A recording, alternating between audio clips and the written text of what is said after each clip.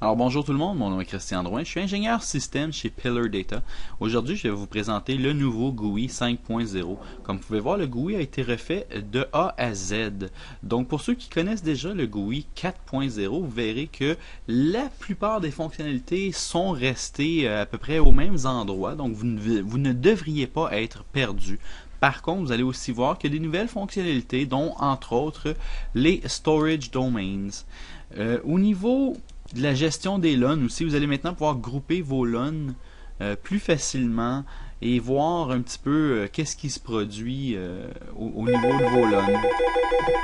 Vous allez aussi voir au niveau des storage domains que vous allez être capable de créer des domaines, donc soit dans le but de facturer des clients au niveau de leur utilisation, soit au niveau de l'isolation de vos datas, ou tout simplement à des fins de migration.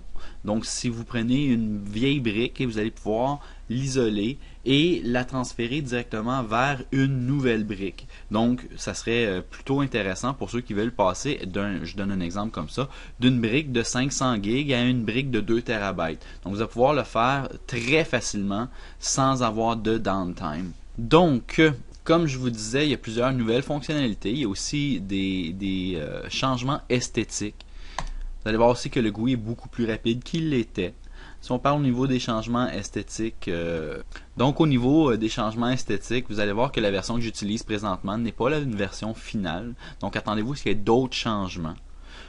Vous allez voir, l'information qu'on avait est toujours la même. Par contre, elle est esthétiquement plus facile à trouver. Au niveau des utilisations, vous allez voir les utilisations comme auparavant. Mais vous allez aussi voir au niveau SATA, SSD, FC et tous les autres formats là, qui vont suivre. Si on regarde au niveau des LUN, j'ai créé quelques LUN pour vous donner des exemples. Hein, certains avec tin provisioning, d'autres n'ont pas de tin provisioning. Créer un LUN est excessivement facile, comme ça l'était dans le 4.0. Hein, vous allez pouvoir tout simplement donner un nom, choisir un QoS. Lui va vous dire si c'est sur du SATA ou sur autre chose que vous devriez le créer. Donc si on prend un exemple en fibre, je pourrais déterminer aussi de mettre de la double redondance ou de la juste redondance normale. Tin provisioning si je veux l'utiliser ou non. Donc si je ne veux pas utiliser le tin provisioning, je mets les deux chiffres au même niveau. Donc comme vous pouvez voir, je peux tout simplement joindre un groupe existant ou aller en créer un nouveau. C'est tout super facile. Nouveau, il est là. Donc parfait. Et maintenant, je pourrais tout simplement le rajouter à mon nouveau groupe. C'est la même chose au niveau des domaines. Alors, je peux joindre un domaine existant ou tout simplement en créer un directement de là. Vous n'aurez pas besoin de changer de 8 fenêtres. Tout est tout est au même endroit. Au niveau des mappings, c'est toujours la même chose. Donc, vous allez être capable de soit choisir un host existant ou en créer un. Donc, pour ceux qui connaissent déjà l'Axiom, là-dessus, vous allez être confortable.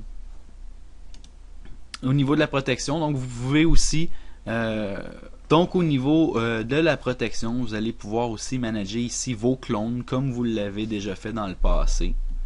Donc vous pouvez même aussi donner une cédule directement à la création de votre LUN. Et voilà, mon nouveau LUN vient d'être créé. On peut voir, j'ai pas de tin provisioning. Je suis dans un nouveau groupe, contrairement aux autres. Et je n'ai pas fait de mapping parce que je n'ai malheureusement pas de host de connecté en ce moment à mon simulateur. Donc au niveau des hosts, ici on peut voir, si j'avais d'autres hosts, on les verrait. Malheureusement, on voit seulement mon Slammer NAS et mon Slammer Fiber Channel. Donc les 4 ports iSCSI de mon NAS et les 4 ports Fiber Channel de excusez-moi. Donc les 4 ports Fiber Channel de mon Axiom. Une des nouvelles fonctionnalités, c'est la possibilité de faire du host mapping ou du host vers un LUN ou du LUN vers un host. Vous allez ici pouvoir voir aussi l'état de tous vos ports sur vos slammers.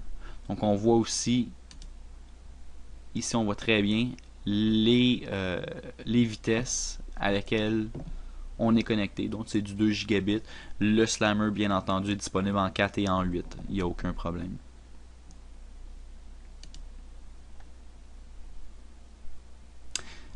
Voici où est-ce que certains d'entre vous vont être heureux de voir que vous pouvez maintenant gérer vos niveaux de QoS de façon excessivement facile.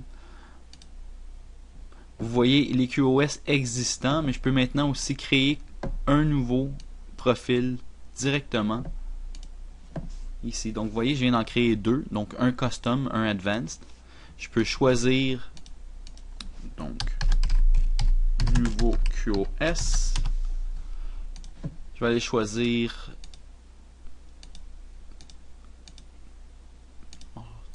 tout ce qui m'apparaît important. Et la prochaine fois que je vais créer un nouveau LUN, ce nouveau groupe-là va tout simplement être disponible. J'aurais pu l'appeler à peu près n'importe quoi, bien entendu.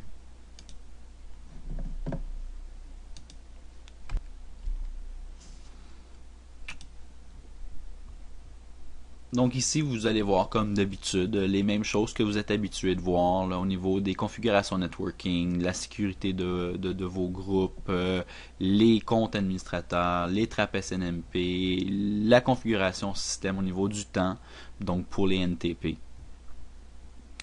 Donc tout ça se retrouve également ici dans les sous-menus. Au niveau du monitoring, encore des améliorations au niveau de l'aspect du GUI.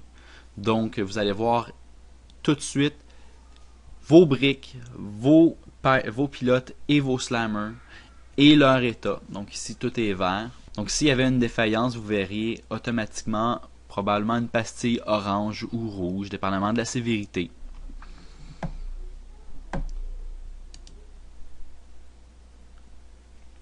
Ici, malheureusement, je n'ai pas d'alerte à vous montrer, mais s'il y avait une alerte, comme auparavant, vous la verriez. En bas à gauche, c'est un petit peu comme avant aussi, vous allez voir. Donc en bas à gauche, s'il y a un problème, on le voit, hein, le curseur ici va changer de couleur. Vous allez avoir accès à cette page-là qui vous donne un petit peu ce que je viens de vous montrer. Donc si on va au niveau des pilotes,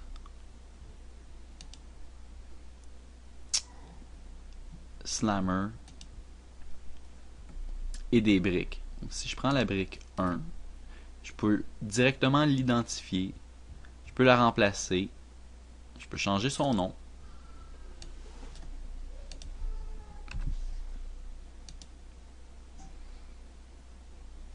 Je peux changer l'ordre par colonne.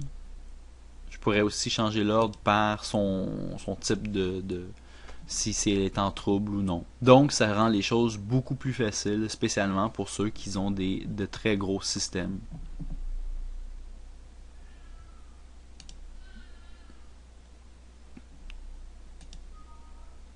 Au niveau de la gestion des LUN, une belle amélioration au niveau du GUI 5.0, c'est la possibilité d'aller chercher plus de statistiques au niveau de votre système. Autant au niveau des LUN qu'au niveau de l'équipement physique. Donc vous allez être en mesure d'aller chercher vos propres rapports si vous n'avez pas déjà des outils pour le faire pour vous.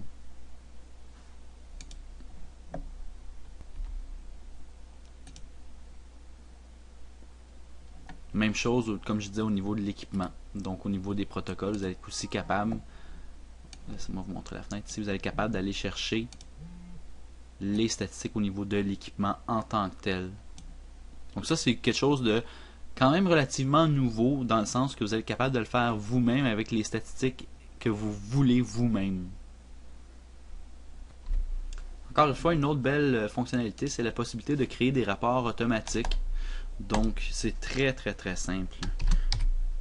Je veux créer un rapport hebdomadaire sur l'utilisation de mon stockage. Je veux avoir ça toutes les semaines. Je commence aujourd'hui même. Et je le fais à toutes les semaines le dimanche. Et voilà, c'est tout simple que ça. Une fois que mon rapport aura été créé, je peux maintenant, après ça, aller tout simplement le télécharger, soit en format CVS, Excel, HTML, PDF, texte ou XML.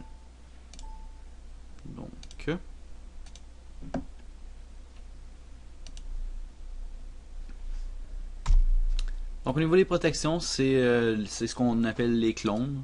Donc si on prend un exemple de mon test 1 que j'avais fait un clone dessus, j'ai la possibilité de, je pourrais, bon évidemment, présenter mon clone, je peux le déliter bien entendu, mais je peux aussi faire un restore from clone.